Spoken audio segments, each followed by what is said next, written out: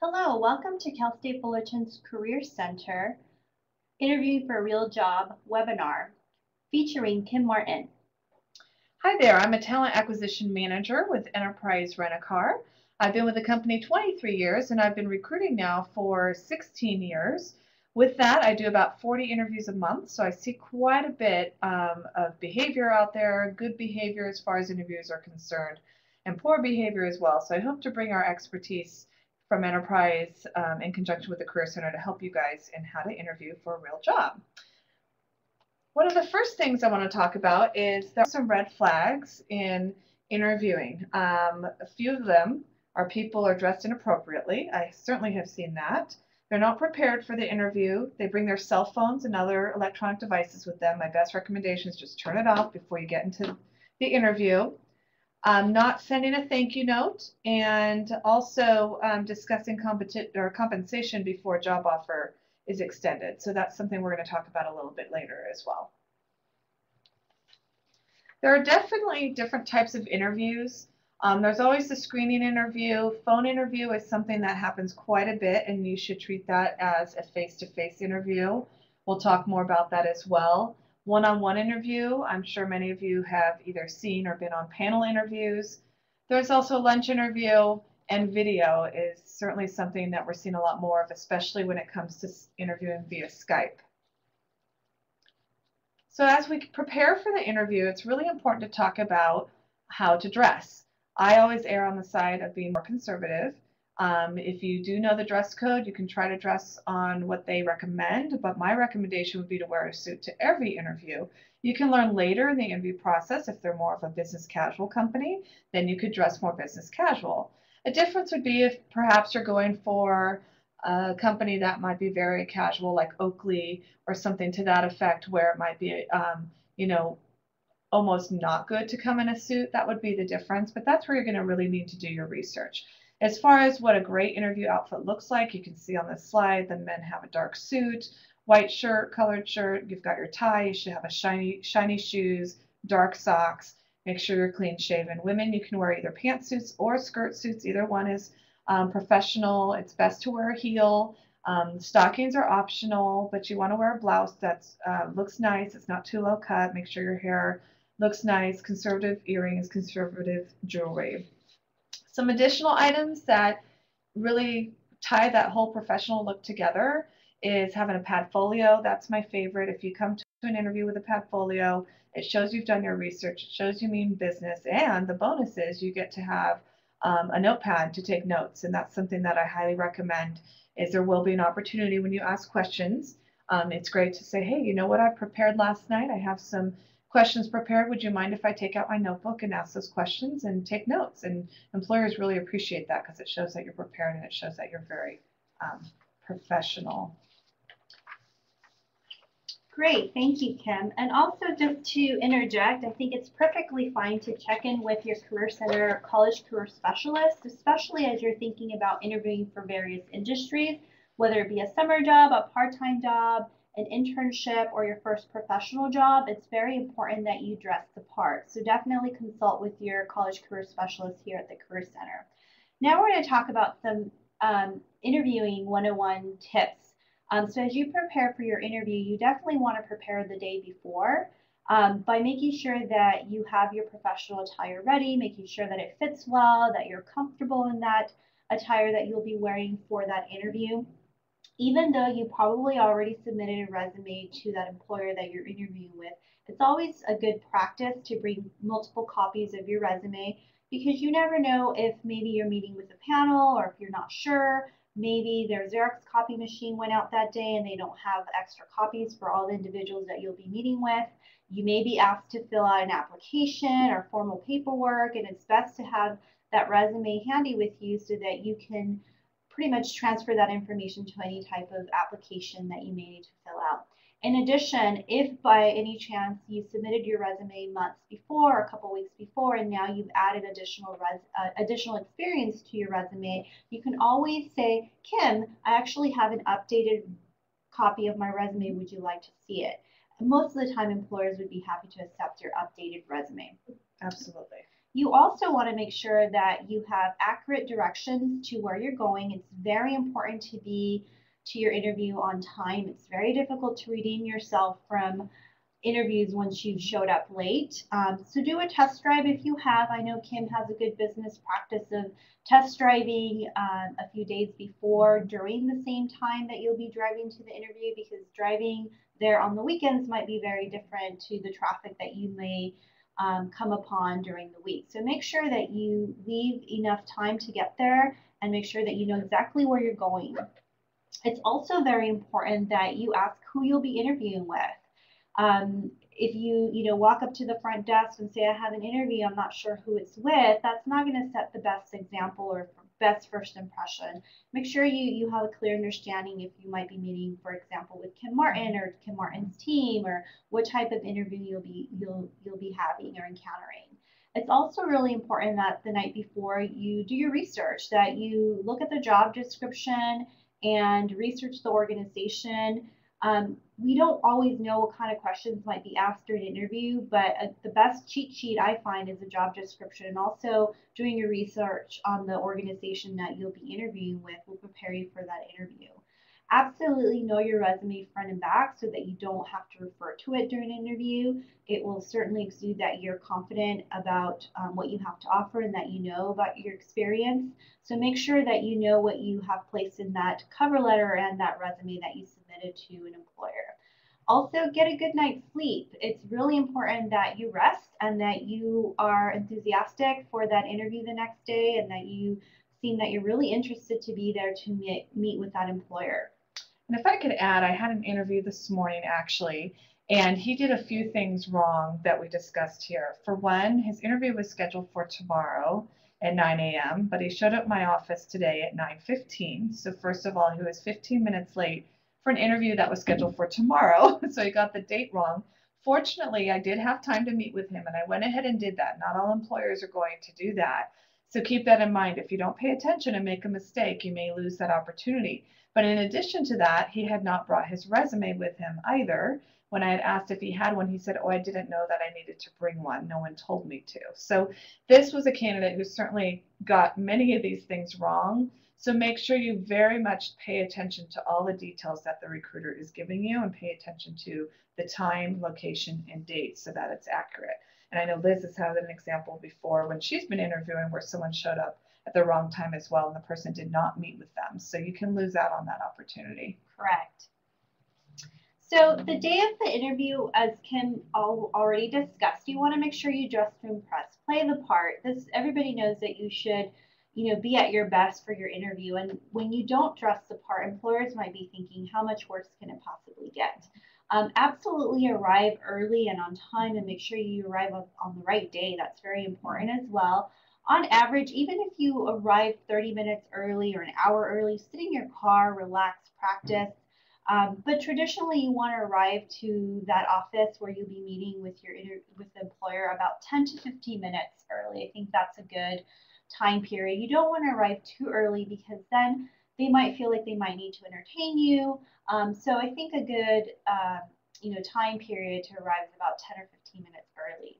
Absolutely turn off all your social media and devices and cell phones so that you are not tempted to be on your phone as you're waiting in the waiting area, because definitely you're on stage the minute you drive into that parking lot. So turn off all your cell phones and other electronic devices so that you can set a good impression. In addition, be nice and courteous to everyone. This is highlighted and in caps here in this presentation because it's crucial. The minute you step into your car and you start driving, to that interview, you want to make sure you're nice and courteous to everyone, because you never know who you're parking next to. You never know who you're riding the elevator next to. And that front desk person is very crucial in that hiring process. Oftentimes myself, and I know Kim has talked about how, our front desk coordinator, receptionist has a huge influence as well as far as first impression. So make sure you're nice and courteous to everyone, and that you smile the day of the interview, because as employers, we want to make sure that you're excited about the opportunity, just as we're excited to meet you and see how you may match the needs of the position we may have to offer. Traditionally, when you start interviewing, you want to spend about 1 to 2 minutes max per answer. Anything over 2 minutes does get a little lengthy, and even though it doesn't sound like a long time, it really is quite enough time to get some examples in. So make sure that you practice interviewing and that you provide succinct answers with examples that are about 1 to 2 minutes max. As we talked about, make sure that you bring extra copies of your resume because you never know when you're going to need it, and it just shows that you're prepared. You may also bring a list of references so that in the event they ask for them, you have them handy, or if, as we stated earlier, you need to fill out an application, you can transfer that information. It's directly at your fingertips. Do not ask about salary. This is a faux pas. It's kind of a universal rule. An employer wants to make sure that you are able to, number one, sell yourself first, make sure that you're the right candidate for the position, and that, we all know we need to get paid, but salary shouldn't be the first question that you start asking in an interview. Make sure you wait till an employer brings up the salary question before you start engaging in that conversation. Always, in addition to making a strong closing, make sure you ask questions at the end of the interview that shows that you are prepared to ask questions, that you're interested in the employer, that you're interested in the job description or the job that you'll be interviewing for. But it also shows that in some cases that you've done your research. So make sure that you ask informed questions that are not as obviously stated in a job description or on a website, but also make sure that you ask, when the next step in the interview process might be. Thank them with a handshake, and also thank them with a follow-up letter or email same day or next day. That shows professionalism, it shows that you're serious, and it also shows that you know the job search etiquette. Absolutely. So during the interview, it's important that you're greeting, you have a firm handshake. A handshake really gives you a lot of confidence. It shows that you're serious about this position, you're smiling, you're going to be exchanging information during the interview. That's when the employer is going to be asking you about your background, asking behavioral questions to determine whether you have the skill set to do the job. It's your opportunity to shine. It's your opportunity to share your background and relate it to the skill set that they're looking for. And then the closing is so, so important. I can't tell you how many times candidates do not close. They forget to ask questions, which is also a pet peeve, as Liz mentioned. Always have questions, but a lot of times they don't ask for the job. And that's the part that's so important. It does you no harm in asking for the job. There's many ways to close, which certainly you can get some tips from the Career Center on. But one of the greatest things you can ask is, based on what you've heard from me today, I'm very interested in this position, and do you have any concerns about the ability for me to be able to do the job? So that's one way you can close, and then it gives them the opportunity to tell you if they have concerns. So closing is very important to the interview process. Perfect, thank you. Also, during the interview, you want to make sure you engage with the employer, that you're present, and that shows how enthusiastic you are to be there to meet them, to showcase your skills and abilities as it pertains to the job. So these are just some basic 101 tips. Make sure you make good eye contact with that person who's interviewing you or the individuals that are interviewing you. There might be times where there might be a panel, so you want to make sure that you engage with everybody and that you make great eye contact with everyone. Try to make sure that you're sitting up straight, that you have your hands either on your lap or on the desk. Don't fidget with, your hair or your clothes or jewelry. Try to avoid those distractions. Another professional etiquette is to not place your belongings on the employer's desk. So make sure that you don't come into an employer and just, dump your purse on their desk or whatever you may have. It's okay to use your Padfolio and place it on the desk or on your lap. But as far as any additional items, make sure you sit them next to you by your seat. Obviously, do not drink or chew gum during the interview. If an employer asks you or offers you water, that's perfectly fine. But be conscientious of things that might spill during the interview process. All right, so now we're going to talk about some of the types of questions that are asked during interviews. Most of the time they're behavioral-based interview questions, which we'll discuss more detail in a minute. And yes, there are questions that are illegal that employers should not be asking you. And some of those pertain to perhaps if you're married, if you have children, your race, religion, all of that is irrelevant. So you want to keep in mind that when you're asking questions and answering questions, make sure your answers are job related, and employers should be doing the same, asking you questions that are job related. And if there's a question that you're uncomfortable with, it is okay and appropriate, especially if it's not a legal question, to not answer it, because you shouldn't have to do that. There will be tough questions, a lot of questions about strengths and weaknesses, and behavioral type questions, and we're going to run you through how to answer some of them. So first of all, to prepare for the obvious, you need to know yourself. You need to know what your interests are, your skills, what your goals are. I always ask, what's your 5-year goal? I expect a fairly direct answer. It's different to say, oh, I'm not quite sure, I'm just kind of seeing where it takes me. That's not what I'm looking for. I'm looking for a directed answer. Even if you don't know the specific position, I'm looking for, I have an interest in doing this, I want to be in this level by such and such a date, or I want to be in a management role, or whatever it is you want to do. Make sure you understand what you want to do first, and that's going to help you better in the interview. Knowing your skills, knowing your strengths and your weaknesses. Now, I personally do not ask your greatest weakness question because I don't think it brings a lot of value, since I think candidates have difficulty answering that. But a lot of employers will ask that, and we'll talk about that a little more in detail. You should definitely know your accomplishments and your achievements and how to quantify your results.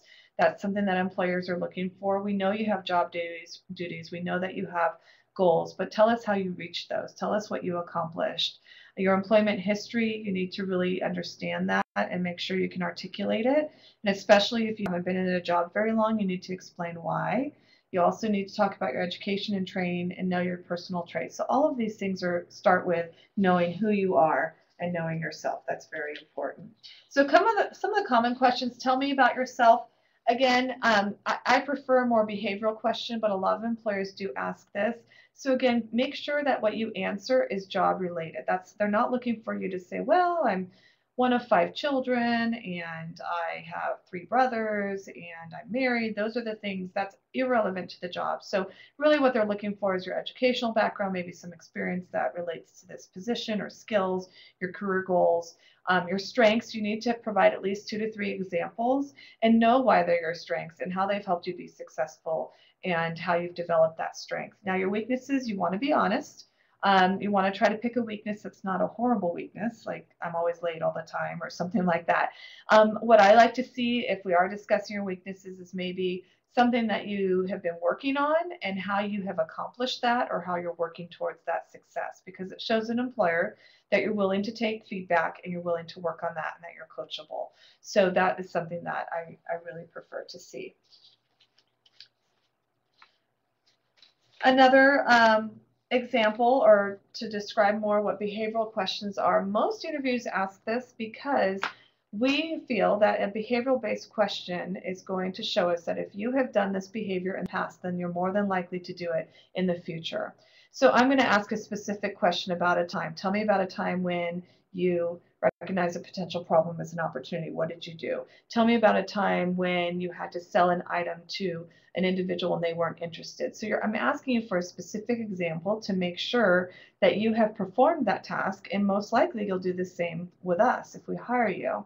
Behavioral questions are very good for interviewers to ask because it doesn't give you the opportunity to just answer yes or no. It gives us more information and it gives us more ways to dig in further on that skill set. And each of them have a specific task, or excuse me, a specific trait that they're looking for. So in these examples, you see one is looking if someone's assertive, if you have good time management skills.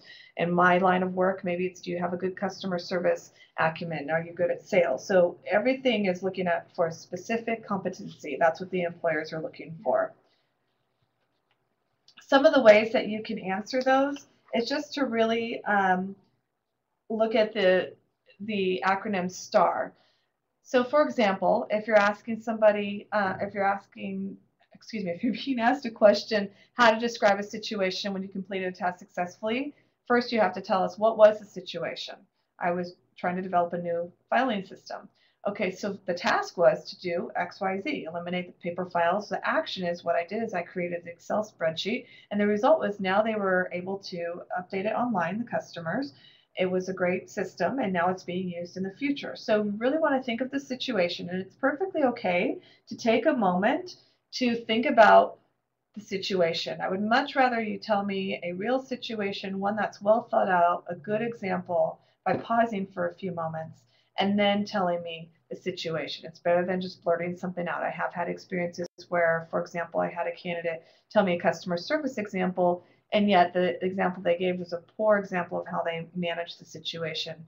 Whereas if he had taken a moment to think about it, he probably would have given me a better example. And then this allows us the opportunity to ask you more questions. But if you remember STAR, that's pretty much what we're looking for, and that's how you're going to be guided to answer that question. And if I may interject, in working with employers, they're typically telling us that they're using more behavioral or situational questions more often. There are some traditional interview questions that are also answered. But the idea here is that at some point you've experienced some type of situation or behavior or experience. So if you can't always think about a situation that's work related, understand that you can, pull from work experiences, internship experiences, volunteer experiences, classroom projects, your leadership experience on campus. So there should be various situations that you can pull from. And if at some point you don't have a good example and you don't know how to answer the question, it's always best to be honest and say, Kim, at the moment, I can't think of a good example. Can we move on to the next question? And if time permits, we can come back to that question. And this goes to say for all questions that an employer asks you, if you can't come up with a example at the moment, it's best to be honest and not make something up, because employers can tell when you're making things up. So make sure that you're honest at all times when answering certain questions during the interview process. And something I wanted to add too, these are kind of hard to prepare for. So the way to do that is, as we mentioned in the very beginning, is you need to know the position. You need to know what they're looking for. So if they're looking for a specific trait, then the best way to prepare is to think of an example when you illustrated that task. And so when you are asked in the interview, you go, you know what, I did have that happen to me, and this is what happened. So that's a way to prepare for it, so you have those examples in your back pocket when it arises. So we've talked about the various stages of the interview so far. We talked about the day before, during the interview, when you're getting, when you're exchanging information, and now here comes the closing. It's very important that you make a strong closing, because several candidates don't take the opportunity to make a strong closing. And so you want to make sure that at the end of the interview, if an employer says, those are all the questions we have for you today, is there anything else you'd like to add? Or perhaps, there's something you wish we asked you that we didn't, and do you have questions? You want to make sure you take the opportunity to make a strong closing. And the closing could be something as simple as, Kim, thank you so much for the opportunity for interviewing with me today. I really enjoyed learning about your management trainee position. I feel really strongly that my academic experience and my internship experience in retail and customer service will be great assets to this position. I do hope that you will consider me as a candidate. And then you can move on to asking questions. This is another area where, unfortunately, some candidates don't ask questions, and employers really expect you to ask questions, because it shows that you're interested in the position, it shows that you know the job search etiquette, and also it allows you an opportunity to interview the employer. So similarly to how employers are going to interview you, this is also your opportunity to learn more about an organization and ask them about their company culture, or ask them informed questions that is going to assist you and help you in making informed decisions should you choose to work with that organization. So oftentimes students ask us, well, what do I ask an employer? Typically, you want to ask a few questions. You don't want to bombard them with too many. I think 2 to 3 is okay. Make a list of questions ahead of time, because sometimes employers, such as Kim Martin, I know, presents a lot of information during her interviews with candidates, and therefore you may not have any questions. So you want to make sure you make a list of questions. I know that you can ask about 3 on average, I think is a good number to ask. We provided some sample questions here in our presentation that are good questions to ask. I always say, if there's one question you have time to ask for, it should be, what's the next step in the interview process? I think that's a great question. I think asking what's the next step and when can I expect to hear from you is also a great question to ask. It will allow you to get a better sense as to when you can expect to hear from them, when you might follow up with them. And also you could say something like, Kim, I'm really excited about this opportunity. Can you let me know when the next step in the interview process is? And also, should I have questions, what's the best way to reach you? And that will allow an employer to give you their preference as to how you should reach them or how not you should reach out to them. But it also gives you an opportunity to know the following steps in the process. You definitely want to ask informed questions, so definitely asking questions that are not too obvious will also showcase to an employer that you've done your research. And additionally, when you are asking for the next step, that is a close too, because it's showing how interested you are in the opportunity and showing that you're eager for another step. So that's another way to close if you're too, if you don't want to ask it as directly as we talked earlier. Perfect. After the interview, this is part of making a lasting impression. You want to make sure that we've already talked about asking questions, but you want to thank them with a firm handshake. And if you have various people interviewing, you want to thank and handshake everyone. Have great eye contact and a smile. And you want to make sure that you have their business cards. And if you didn't have opportunity to ask for the business card, you can call the receptionist or speak to the receptionist on your way out to make sure you have the names and contact information of the individuals who interviewed you, because you want to ensure that you send them a thank you. It could be a thank you letter, a thank you card, a thank you email. Same day or next day is the proper protocol. And in that thank you, you want to make sure that, number one, you thank them for the time and opportunity they gave you to interview for the position. You also may want to reiterate anything that you discussed or any highlights of your experience. And you also want to ensure them that you're still very interested in the position. If needed, and if the employer said it was perfectly fine for you to follow up, you can certainly follow up given the information that you gathered from the interview. So this is kind of a way to kind of close that interview process to make sure that you do all the various steps that employers are looking for as they're looking for candidates. And absolutely. And the follow-up piece I'd like to address a little bit, because I think it's perfectly appropriate to follow up, and hopefully the recruiter is giving you some guidelines as to when they'll make their decision. So be sure you're professional in that follow-up, that if they say, for example, I'll get back to you by Wednesday, maybe give a day or two after Wednesday if you haven't heard anything. Follow up via email or phone if you can, and it gives you an opportunity again to reiterate, I'm very interested in the position. I know you were looking to make a decision by Wednesday. I'm wondering if you've had the opportunity to do that. I would love to inquire about what the next step may be. So that's a very professional way to follow up. Just don't stalk the recruiter. Don't call them over and over again or email them over and over again or get frustrated, because they will get back to you. I think recruiters pride themselves in continuing that candidate care and that conversation. But also, if you follow up, it shows your interest.